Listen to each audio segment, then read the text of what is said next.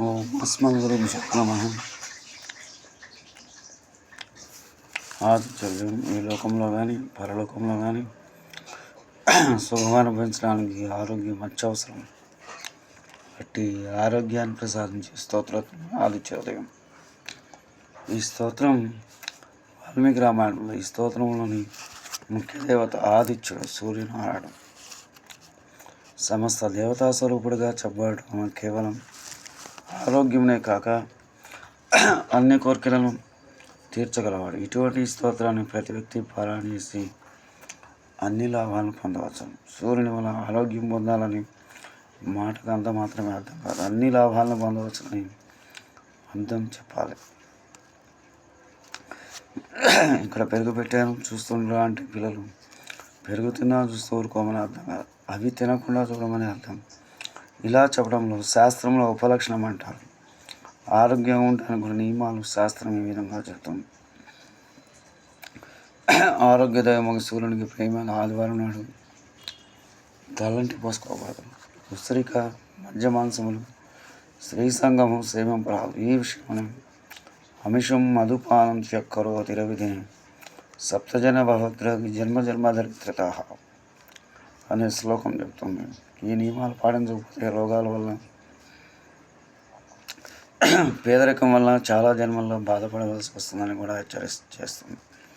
స్త్రీ సంగమం, తలంటి, మధ్య మాంసములు ఆదివారం నాడు విడిచిపెట్టి రోగాలు, దుఃఖము, పేదరికం లేక సూర్యలోకాన్ని పొందవచ్చునని కూడా.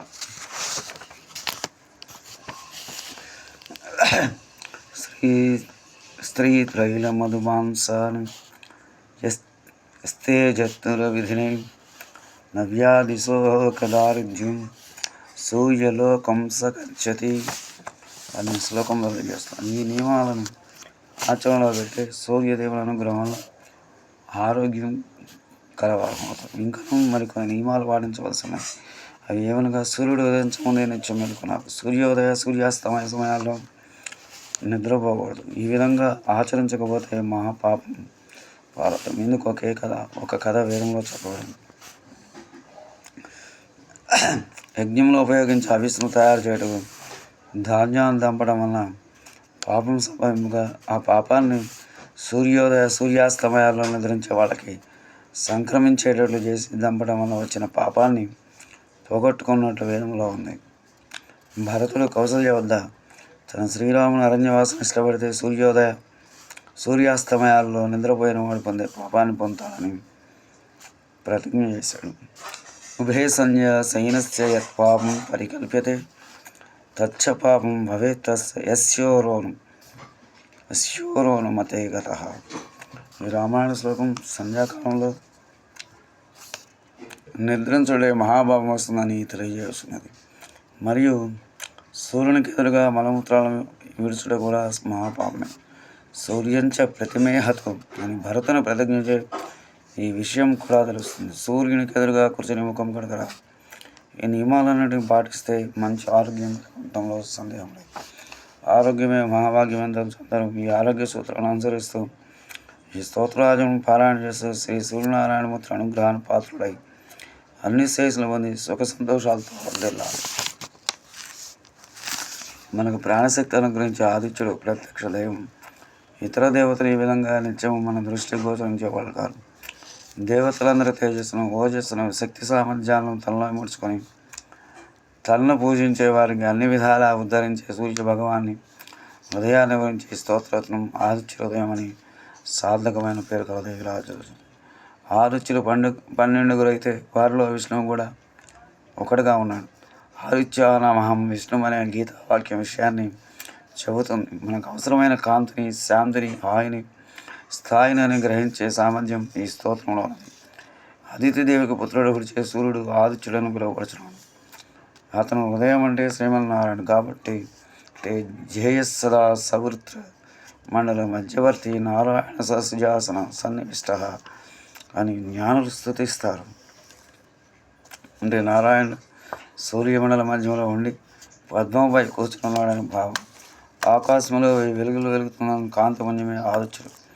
గాయత్రీ మంత్రం ఈ సవిత్ర దేవత యొక్క మరణీయమైన కాంతి ధ్యానించుడు బోధిస్తుంది. కాబట్టి ఆదిత్య హృదయ స్తోత్రం పరమ పవిత్రం స్తుతిపాత్రమైంది. శ్రీమద్ వాల్మీకి రామాయణంలో ఈ ఆదిత్య హృదయ స్తోత్రం ప్రస్తావన ఎందుకు వచ్చిందంటే, రామరావణ యుద్ధంలో శ్రీరాముని బాణం చే రాముడు మూర్చిపోయాడు. అప్పుడు సారథి యుద్ధరంగం నుంచి రాముని తప్పించి మిశ్రమింపజేశాడు. శేరదీను రాముడు సారథను నిందించి మరలా రణరంగాన పదమన్నాడు. మరలా యుద్ధానికి సిద్ధమైన రాముడు చూసి రామచంద్రమూర్తి తన దివ్యత్వను కనపరచకుండా మానవుడుగానే నటిస్తూ శత్రువును జయించడం ఎలా అని ఆలోచిస్తున్నాడు.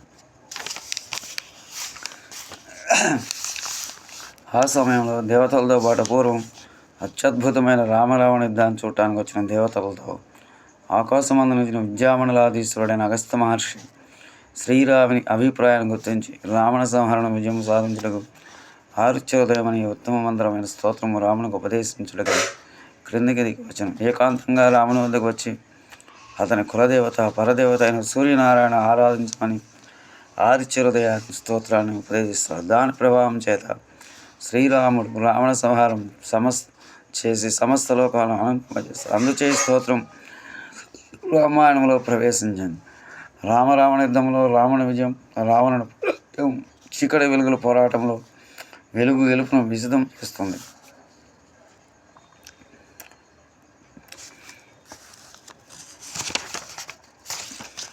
ఈ లోపల వెలుగులు చీకటిని ఛేదించే ఆదిత్య స్తోత్రం రామచంద్రమూర్తికి ఆనాడు యుద్ధరంగంలో ఉపయోగించినట్లే నేడు కూడా ప్రాణ సమూహానికి జీవితరంగంలో అలాగే ఉపకరిస్తుంది. భారత సంగ్రామంలో శ్రీకృష్ణార్జున నిమిత్తంగా గీతాసులో వెలువడినట్టు అగస్త్య శ్రీరామచంద్రుని ఆధారంగా ఆదిత్యోదయ స్తోత్రం ఆవిర్భవించింది.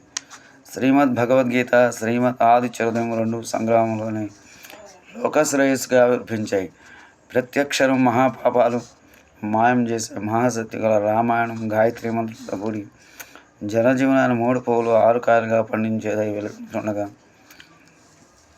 అందులో ప్రవేశించిన ఈ పరమ పవిత్ర స్తోత్రం యొక్క మహిమ మాటలను కందేది కాదు. ఆదిత్యోదయం చివరి శ్లోకం శాంతి పాఠంగా గ్రహిస్తే తక్కిన శ్లోకాలు 30 మాత్రం. ఈ 30 శ్లోకాల్లో మొదటి 2 శ్లోకాల స్తోత్రం యొక్క సందర్భాన్ని చెప్తున్నాయి. 3వ శ్లోకంలో అగస్త్యుడు రాముని సంబోధించిన యుద్ధంలో విజయం సాధించే రహస్యాన్ని చెప్పబోతున్నాడని వినమని తెలుపుతాను. 4 శ్లోకాల్లో స్తోత్రమని చెప్పండి. 6వ శ్లోకంలో సూర్యనారాయణ పూజించమని అగస్త్యుని ఉపదేశం ఉన్నాయి. తర్వాత సూర్యుని గొప్పతనాన్ని వివరించడం జరిగింది. ఈ సందర్భంలో సూర్యుడు సకల దేవతా స్వరూపుడుగా చెప్పబడ్డాడు. సూర్యుడు జీవుడికి కావలసిన ప్రాణశక్తి అనుగ్రహించే లావణ్యాన్ని, అవయవ సౌష్ఠవాన్ని సమకూరుస్తాడు. సూర్యోదయం కాగానే పసిడి కాంతితో ప్రకృతి పడిన మంచును హరించి మంచును పెంచే మహనీయ ప్రభావుడు ఆదిత్యుడు.